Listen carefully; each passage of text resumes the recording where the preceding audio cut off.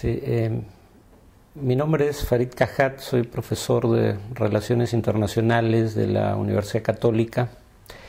El tema es el intentar explicar por qué ante crisis humanitarias que ocurren más o menos en el mismo periodo de tiempo, ¿no? Del 95 al 99, solo en una de ellas, y no la más grave, se produce una intervención armada para ponerle fin, ¿no?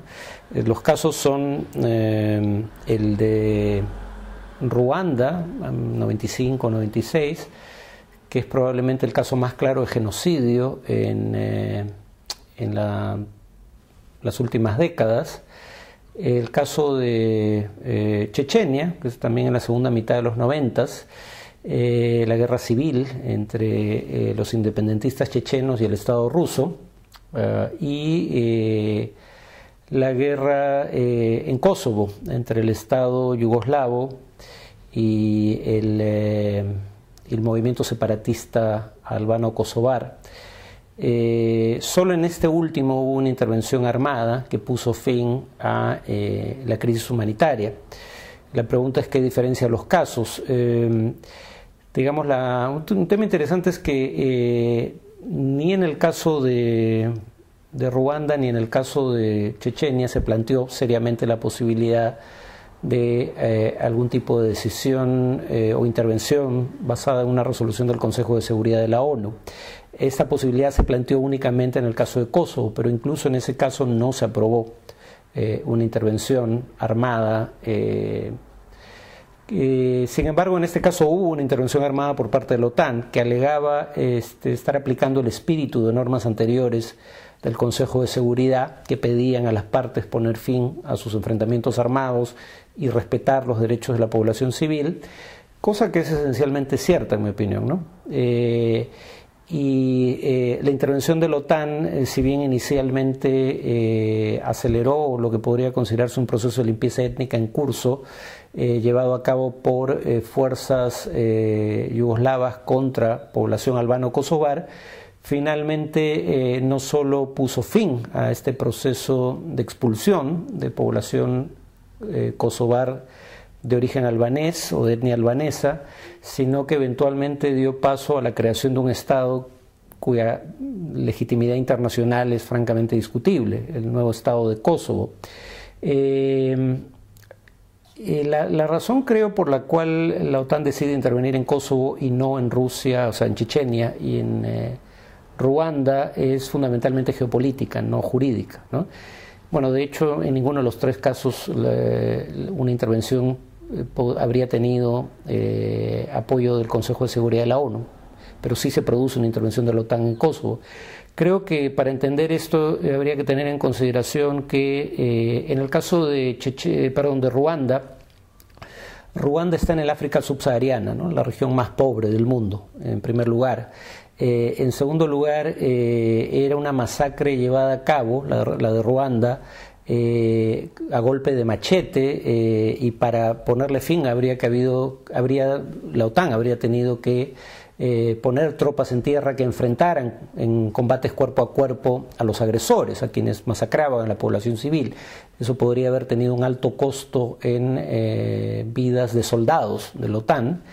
En el caso de Rusia, o sea, en Chechenia, es fácil también entender por qué decide no plantear siquiera la posibilidad de una acción en el Consejo de Seguridad de la ONU.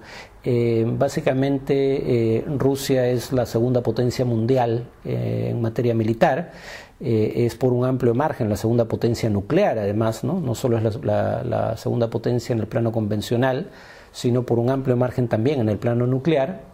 Entonces, intervenir en Chechenia obviamente implicaba enfrentar un ejército formidable, cosa que no ocurría en Kosovo, pero además Rusia abastece aproximadamente, si mal no recuerdo, la mitad del gas que consume buena parte de Europa, sobre todo Europa occidental, ¿no? Es el principal abastecedor de gas de Alemania, por ejemplo, ¿no? Entonces, Rusia hubiera podido aplicar sanciones económicas en la eventualidad de un grado de injerencia de la OTAN en lo que consideraba asuntos internos, como era el conflicto de Chechenia, que hubiera tenido un efecto dramático sobre la economía, por lo menos de los países de Europa occidental.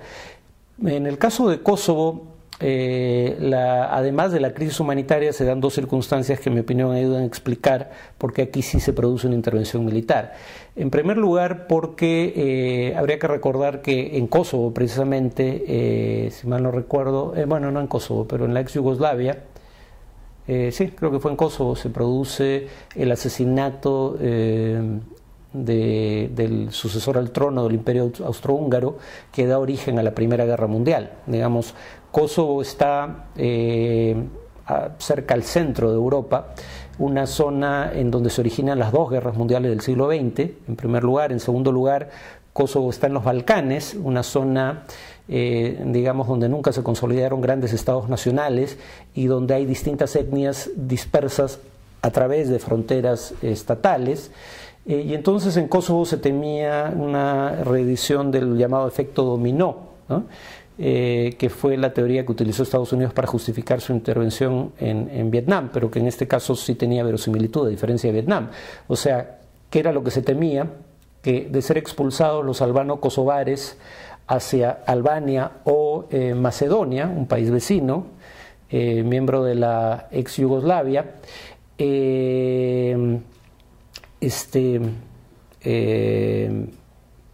que en ese entonces ya era un estado independiente, la presencia de los albano-kosovares en Macedonia atizara los conflictos que ya existían entre albaneses y eslavos en Macedonia, y eso urgiera a Macedonia a hacer algo respecto a lo que pasaba en Kosovo. Lo mismo en el caso de Albania, una posible intervención en solidaridad con los albano-kosovares. En Macedonia además había una minoría griega. Si los conflictos entre albaneses y eslavos afectaban a esa minoría griega, Grecia podía sentirse tentada a intervenir. Entonces ese es un poco el efecto dominó, ¿no? Un conflicto que surge en una provincia de Yugoslavia, pero que se expande a lo largo de los Balcanes. Creo que eso era lo que quería impedir básicamente la OTAN. Quería además, como de hecho hizo, instalar bases militares en la región precisamente para ayudar a estabilizarla, y además intervenir en Kosovo militarmente era una intervención de bajo costo, porque básicamente fue una intervención desde el aire. No hubo que poner tropas en tierra, la OTAN no pierde un solo soldado en combate, porque las fuerzas yugoslavas no tenían la capacidad de responder al poderío militar de la OTAN. Los aviones de la OTAN volaban a más de 5.000 metros de altura o a 5.000 metros de altura, una altitud que los ponía fuera del alcance de las baterías antiaéreas yugoslavas. Entonces, básicamente, no basta con que haya una crisis humanitaria para explicar una intervención para ponerle fin. Habría que ver cuáles son los intereses de los actores involucrados en una potencial intervención y ver si coinciden con el interés de poner fin a una crisis humanitaria. Lamentablemente, de estas tres crisis humanitarias, la única situación en la que se dan esas condiciones, hay un interés de las potencias de la OTAN, además del interés humanitario, un interés geopolítico, y la intervención podría ser de bajo costo. Ese conjunto de circunstancias se da únicamente en Kosovo.